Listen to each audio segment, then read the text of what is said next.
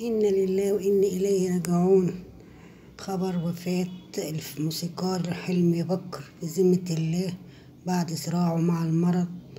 وزوجة حلمي بكر كان بيحتضر وعملت له البيت مستشفى من أجل تحسين حالته الصحية. ترك ابنة صغيرة له، وطبعا هي في حضانة والدتها، وهند عاكف طبعا جت وزارته، كان هو في المستشفى والله يرحمه. كان الفنان حلمي بكر طبعا اختطفته زوجته ودخلته المستشفى حسب كلام نجله هشام حلمي بكر، ان هي اختطفته وحطته في مستشفى في الارياف عند اهلها وتوفى هناك. توفى الموسيقار الكبير حلمي بكر عن عمر يناهز 86 عاما بعد صراع مع المرض. وتعالوا نشوف نادية مصطفى ايه اللي قالته. الفنانة نادية مصطفى بعد وفاته ب5 دقايق قالت: حسبي الله ونعم الوكيل في كل ظالم، عدلك يا رب وانتقامك.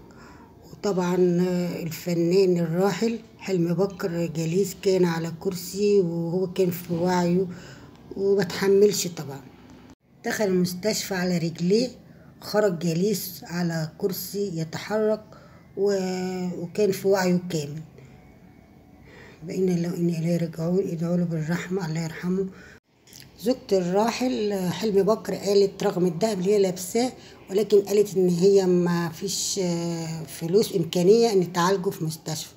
وحلمي بكر قال: خسرت كل حاجة في فترة مرضي ودخلت المستشفى على رجلي وخرجت على كرسي ولم اخرج من بيتي منذ اكثر من شهرين.